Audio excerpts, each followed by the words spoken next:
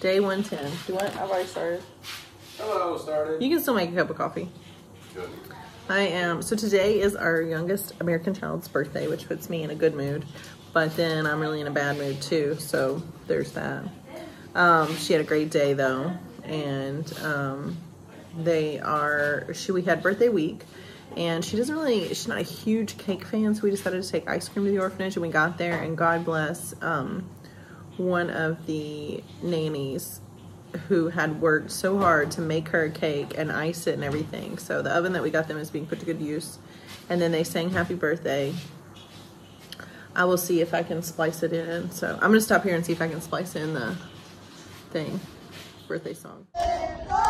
Look, go stand up there so they can sing to you.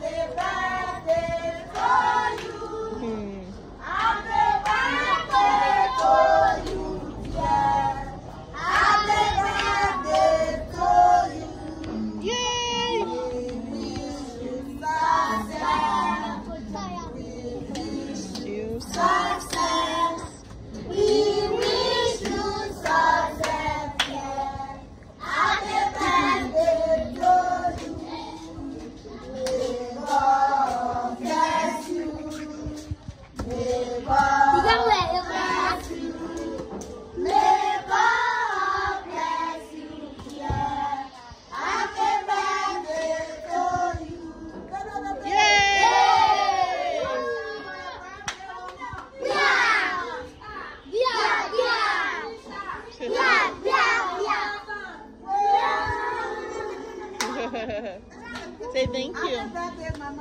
Say thank you. Okay, so maybe I've spliced in the birthday song. It's really cute because it's 3 verses, because it's like happy birthday to you, we wish you success, and may God bless you.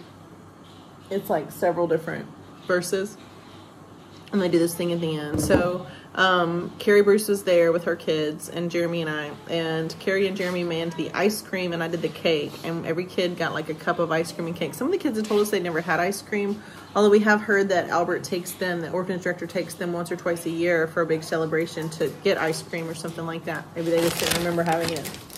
But the kids were really cute, and had a good time, and then they all ran around and got their sugar buzz. So even the little ones, so the youngest there is about 20 months now, 19, 20 months, and even the littles had fun eating the ice cream and cake, so it was a good day.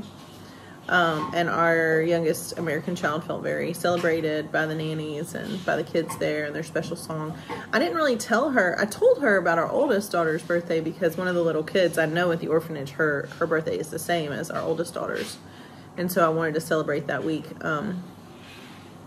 And also the nanny, Esther's her name, that helped me today and that did the cake for Lexi and the song, and she's the leadership there.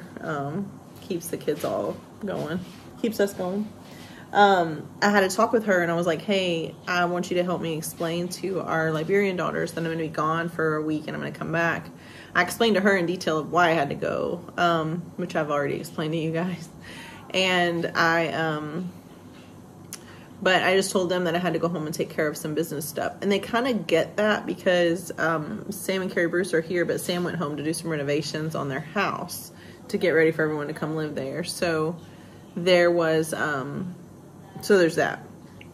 So they kind of are used to that. So he'll be coming back actually almost the same time that I'm leaving.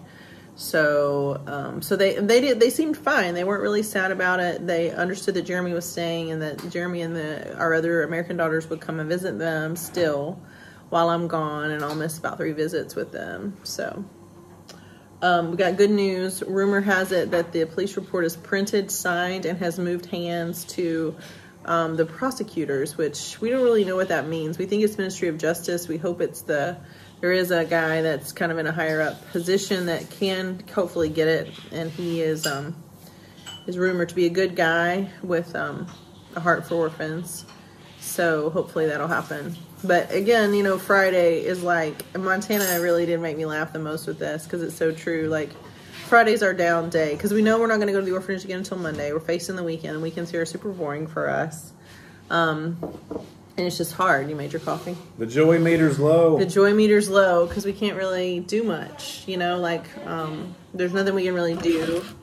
And I'm excited though. Like when we went to, my girls had to go to the bathroom at the orphanage, and my youngest was like, "Can I go with me to the potty?" And the lights were on. You know, the water's not going yet, but I know that's a water pump issue. But they'll get that fixed. But the lights were on, especially coming into rainy season when they have these thunderstorms and stuff. But the kids were just really happy today. They weren't quite as annoying as they normally are on Fridays, but they were all pretty happy. They were excited to see us. They're playing their little games. They're playing like basically like cops and robbers. And like arresting each other. The jump rope that we gave them has evolved into several different things. Now it's a jailer. So they it's hysterical. They play prison, arrest the kids. It's kind of funny. Yeah. So yeah. So I find myself like I'm riding in the back seat because I let you ride in the front because you get car sick. I still get car sick in the front in case you didn't know, but it's not as bad. I would literally have to stop and vomit if I was in the back seat. That I just like had these waves of like just panic and anger while I was sitting in the back seat today driving around. Just like we had to sit in so much traffic coming home. I think it's because we left a little earlier. I am ready to be done. I'm ready to go. I'm ready to work. I want a job. I want to do anything else besides be here. Yeah, it's just kind of hard because it's so expensive for us to be. I mean, we had no idea. Like we could have, you know, we like the vacations we could go on. I never really would have thought we would have been able to survive this far away from home base, but we've done really well. Yeah. I have to get so all of our kids have like changed, except for my youngest that just turned 8. She still can wear all the same clothes that we brought, but I did bring, like, most of her clothes were a touch big before we came. But, because she gets the hand-me-downs from her sisters, and so she always wants stuff before it actually fits because she sees it. So her clothes are already kind of big. But my other kids, I'm going to have to bring them more clothes, like, because they've outgrown stuff. And most of the stuff that they've outgrown we'll just donate to the orphanage anyway. But like I have to get a new bathing suit for at least one of them, maybe 2. I had to sew together a bathing suit, 2, like the bottoms for my youngest kid. I can't believe she's 8. So now we have an 11, 10, and 8-year-old under our roof. And we have a 7 and 6-year-old at the orphanage. But pretty soon, like I'll be back a week after I get back. Our oldest Liberian daughter will turn 8. So we'll probably travel home with 11-year-old, a 10-year-old, 2 8-year-olds, and a 6-year-old. Sure. Their ages almost sound like a long-distance phone number. Seems foreign to actually say traveling home. We did learn that ice cream is expensive today. Yes. So we spent like $80, I think. Well, $70. 85, and that was with a 10% discount. And cups Jeremy was like, and dang, spoons. it's orphans, yeah. Well, they had these individual things like Nutty Buddies, and they're $1.75, and each, and there's like we were going to get 60 each. So I was like, could you come down to $1? And they're like, he's like, no. They had little ice cream cups for like $2, like Klondike bar type, you know, or like popsicles, like just like we could get these for I don't know how much they are. So then we ended up buying like 2, 5. I guess it was quarts. We could have gotten 1. They were like. It looked like a half gallon. It's like a little mini trough of ice cream. Yeah, and they have a freezer, so we left the leftovers there. Yeah, a strawberry and a vanilla, and it was pretty cool. But yeah, the kids were very patient. I was really impressed at how patient they were. They were sitting down waiting, and like we weren't mobbed. I went to take one of our kids to the bathroom, and I came back, and I did hear Jeremy like, back up! Back up. So that was the second, like, the wave of people wanting seconds. I'm like, no, back up. No seconds. But they were hoarding around, starting to put their fingers in that. I'm like, back up. So they were good, but then they lost their minds a little bit at the end. They're all sitting in seats waiting. Our Liberian daughter like took 2 bites of hers and they handed it to somebody, and then she did it again. And I'm like, I want you to eat yours. And we have plenty for all. Stop eating after each other. Because we've heard that like intestinal parasites are a huge thing here. Like. These kids, man. I saw that they like just squat and pee outside. They have a designated area at least, but it's like it's not good. They're not washing their hands probably after they do that. God love them all. Good times. It seemed like it was really crowded on the streets today as we were driving through. It was like, what's with all the people? About the protest? I need to Google that. Protest. Yeah, we were going towards Monrovia, and on the way going away from Monrovia, there was like a group of men walking with matching shirts on, like stop the violence or something. Yeah, PROSA. I'm googling it. What they had on their shirts. Let me turn my Wi-Fi back on. And I'm like, all I'm thinking about is, that's great. Why is the traffic going to be bad? Get out of the road. And so Lexi wanted to go, our youngest American daughter wanted to go get her birthday treat at this place where we normally get pizza. And so we did that. And then we needed to just go like 2 doors down. And Jeremy and I disagreed about which way to go. So we ended up driving in the traffic the wrong way for like 10 minutes before finally we figured out our problem. Yeah, that was my fault. My bad. So it's PROSA is a student-based so they did a student-based mass protest. Progressive Student Alliance of the University of Liberia. I'm just trying to get like the definition of what they are. Hang on, I'll tell you. April 19th, Assembly gains strength in what they believe to be a quest to challenge the current government and its perceived authoritarian tendencies. The Progressive Student Alliance, PROSA, of the University of Liberia planned a peaceful assembly slated for April 19, 2024. They condemned what they describe as growing and creeping dictatorship of the current president and political leaders. And the student movement pledged to disrupt the status quo and ensure that that business would not continue as usual. So they are actively they're using their free speech to criticize the government. So this organization is taking legal action against the government of the current president, seeking a $15 million US dollar damages on those affected by fire disasters at the Catholic Junction and demand compensation for their losses. They accuse the current presidential regime of forceful demolitions to please a Russian arms dealer. So this is lots of political stuff. So they were walking down the street today. It was a peaceful protest, but it did create some traffic, although it didn't create the worst traffic for us, but it did create some. And like, I don't know what to I wish I could just really, like, there's just really not a way to fully describe what happens on the streets of Liberia. Like, I don't know if you guys will be able to appreciate this picture in the video, but like, that is like a tiny little like Toyota Corolla, and it is loaded full of like everything these people own, or maybe multiple people own. And I mean, today, like, I saw like full furniture sets, like just sitting on this. They just tie it on there, and I'm like, it's not gonna work out. Like, something bad's gonna happen to you. We saw this dump truck like sideways on the road. It's probably part of the traffic jam, I would say. Just sideways on the side of the road and just spinning wheels. And I'm like, he needs to unload the dump truck before he can get that thing out. It's just really impressive. So, actually, I don't think I'm gonna be able to drop that audio in. So since I couldn't drop the audio in, I'm just gonna play it. Look, go stand up there so they can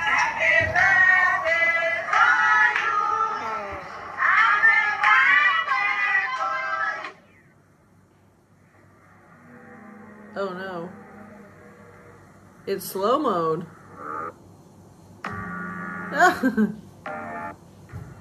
That's crazy. It's slow mode somehow. No. I'm so sad. say thank you. How did I slow mo it? Well, I ruined it. I'm glad I didn't splice it in. That's crazy. Man. Okay, well, I'll have to fix that somehow. There's a way to unslow mo it.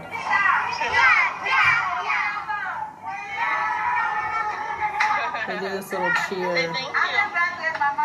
Say thank you. So cute. Oh, you know what it was? I was trying to take pictures while they were singing, and I bet you I pushed the wrong button. Oh well. Because I don't see the pictures that I was trying to take during the birthday song. Oh no, there they are. During the birthday song. Cute. So yeah, that was our birthday. So forget what I said about splicing earlier. You probably already have. So we got good news today that the police report changed hands for sure.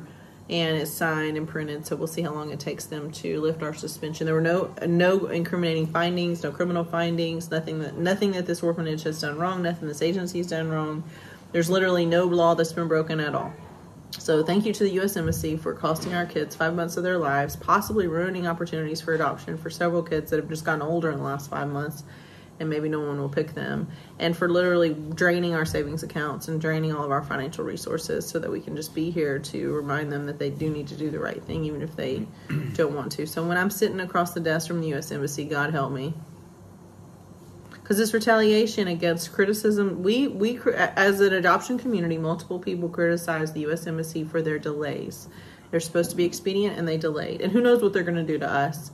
But because they were so mad at someone calling them to accountability to do their job efficiently, instead of communicating what their problem was, they had this false... They literally, like, slandered our agency, had a false investigation that literally has gone on for almost 5 months, that revealed nothing was wrong. And not even to mention the children that have probably died on the streets waiting to come in this orphanage. So if there's like at least 1 or 2 a week, 5 to 10 a month, that's... Yep. So there's no possibility of any type of recourse to... We can sue them. Yeah, good luck with that. Yeah. Who has money for that after they lived in Liberia for 3 months? So we're indignant. We appreciate you guys' ongoing support, those of you guys watching our videos and supporting us. We did have, overall, it was a good day. It was a good day at the orphanage. It was a good day in life. It was a good day celebrating. We got to go to the beach this morning, celebrating our child's birthday. I'm just depressed that I have to go home and take care of some business things so that we can make it here longer. And it's not like we're doing it for a good reason. Like, it's not like something bad happened and we're making changes so that things will be better moving forward. It's just senseless. It's like when someone dies senselessly, like, not they died of a disease that we can study more, like breast cancer. People used to die of breast cancer, and now we're so great at treating breast cancer because we, like, put meaning behind those losses. My grandmother died of breast cancer before I was born, so that one hits home. Or, like, we used to not know you need to wear seatbelts, and then after people died in car wrecks, now we have seatbelts and airbags and all of that. So it's like you can't even, like those car wrecks, and people died, you can find meaning and purpose in that loss and that sacrifice.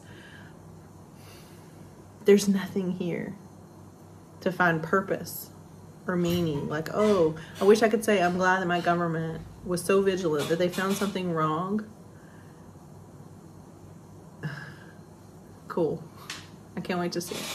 I wish I could say that my government was so vigilant that they found something that no one else found, and they acted on it, and it saved lives, and it helped kids do better long term. I wish that's the seat I was sitting in, but I'm not.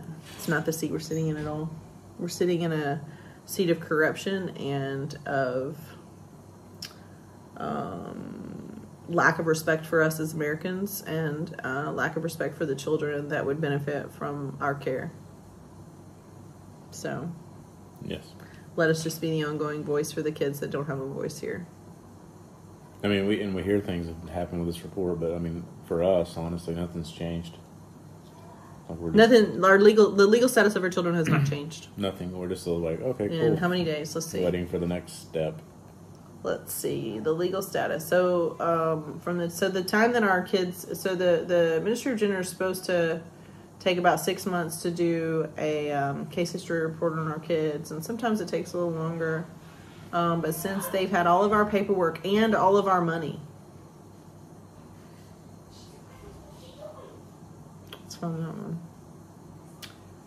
Ooh, all of our paperwork and all of our money, 519 days. 519 days. So Jeremy says that now that the police investigation has been released and is circling, that he's going to, while I'm out of town, he's going to go to the Ministry of Gender every single day. I told him to put in the nice dresses on the girls. He's like, do they all still fit? I'm like, yes, they all fit. Mm-hmm. Put the nice dresses on the girls. Take them with you. Push, push, push. Push, push, push. Push, push, push. They can take their computers. I don't care. Push, push, push. They can play solitaire while we sit there. It's just ridiculous. But, I mean, we're happy to hear that something's moving, but we hear this every Friday. Yeah, and it's hard for us. Like, the Saturday and Sunday is, the struggle is real. Yeah. We need to maybe do some more. We need to go to the beach more this Saturday, early on, maybe. Yeah, do some school too. Before all the people get here and start posing in front of our... So our windows are tinted, and it's like people just walk up and take pictures. Like ours is the photo op, and they stick their butts out, and whee. They're very provocatively posing. On this side, it's very like they might as well be on their hands and knees. Like I mean, sometimes it's I'll really open gross. the door and be like, "Hey, what's up?" And that doesn't scare them at all. They're just like, "Oh, hey." Like one day, we actually had to ask them to move so we could leave. I tried putting chairs out there and drying our towels out there, and it didn't help either. So it's just the culture here is just a very sexually charged culture, and these girls will come in here and like they'll get here like 11 in the morning, and I guess they have to pay to come in, and they will, or 10 in the morning. I'll see them like early, and they're out there posing in front of. I mean, I don't know where they're sending their pictures. I want to go home. Show me the way to go home. I'm tired and I want to go to bed. I had a little drink about an hour ago, and it went right to my head. See, I didn't know that verse. I think we used to sing that song at church camp or something. It must have been a completely different. The words must have been completely changed. So Jeremy was like, "This is a song about drinking and Jaws," and I'm like, "It was in Jaws." That's not at all my memory of this song. Maybe it's like church camp. The words were changed, possibly. That's the difference. Jeremy was probably at a bar while I was at church camp. Not that age. Like, how old were you when you were in church camp? I mean, I was like in high school. Was I at a bar in high school? Are you sure? Yeah, I was working on the hayfields and going out to the bars. Working at Walmart. Might as well have been in a bar. That's not how it works. True or false? You were probably in a bar when you were 17. False. You went to college when you were 17. I wasn't allowed to go in bars. Oh, y'all just brought the bar to you. That's right. That's right. Jeremy was throwing cake parties. They still ID you. Jeremy was going to cake parties. That's true. Rachel was at church camp. Yes.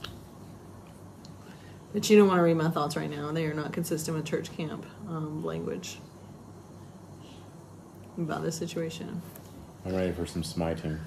I spent $3,000 to fly home to hopefully keep us from losing our house over this. Woo! Sound good? Yes. Okay, so coming up tomorrow's video, we're going to try to have a better day than we normally do on Saturdays. I'm going to make some more yarn out of my plastic bags. That's been fun. I did that on the beach. We're going to have some dinner. Good times. We're trying to celebrate the win. I feel like I have these like sort of roller coaster conversations with my friends, like my fellow adoptive mom friends. Like we have this roller coaster conversation on like WhatsApp and Facebook Messenger and all this. It's just up and down, up and down. It's like, oh, that's so good. Oh, but everything else sucks. Oh, but this is so good, but that sucks. And like if I say something positive, they say something negative. They say something negative, I say something positive. And there's like 3 or 4 people that I have these conversations with all the time. And I'm like, I want to be out of the blender that is my life. I want to have a solid truth. I don't care that everything is perfect, but I need some things to be consistent. I mean, right down to us being scared. We're scared to talk to the police about our case, even though they have control over it, because we've heard that if they get a lot of pressure from, especially from Americans, that they won't do anything until you bribe them. And I'm like, but that's illegal, and that's certainly trafficking if I bribe you to help me with an adoption case. So it's just very exhausting because there's no clear right way. So, but I will say this. I'm going to go back to, I wanted to read Malachi 3:10. It's one of my favorite verses. And I wanted to read it to you guys because it really holds true in the fundraising efforts that took place to try to get, I mean, these kids have everything they need now. And they're so, I just wish you guys will never be able to really see it the way we see it. But they're just so happy. They seem more rested. Like some of the little ones specifically have been so much less whiny since they have lights and power and stuff. But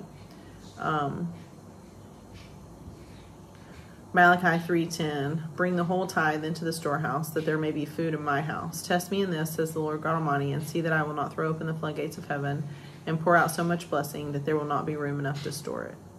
And that's literally like what's happening with these kids, you know. And it's a huge deal because we asked, like, you know, I guess a week ago we really started pushing for the solar panels, or I'm sorry, for the rent. And then before that, 3 weeks before, it was like end of March, like right after Easter. Easter was March 31st. So it was right around Easter weekend that I just created the Noonday Link and we started fundraising. And that was, a little over 2 weeks ago, 3 weeks ago max, that we started doing this. And you guys have, we fundraised $15,000 for this ministry, and probably more still coming in. I don't even know about. And I got more Venmo. Thank you from my Venmo friend that sent me Venmo money today. I don't want to embarrass you, but thank you for that. Put to good use. So thank you guys for your hearts and for supporting these kids. I hope that more adoptive parents are going to emerge from this group, and more adoptive supporters are going to emerge from this group. Because it's taxing on our soul to be here, but I know that there's an immediate reason that we're here, and then there's a long-term reason that we're here. And I hope that it's to create more rooms and more hearts for the kids that are unmatched in that orphanage, because they deserve a win. More than just ice cream on Friday. They deserve a win. Wouldn't you say? Yes. You gonna put some extra ones in your pocket when we leave? No. No extra ones in your pocket? No, I'm good, thanks. Love you. Love you. Bye.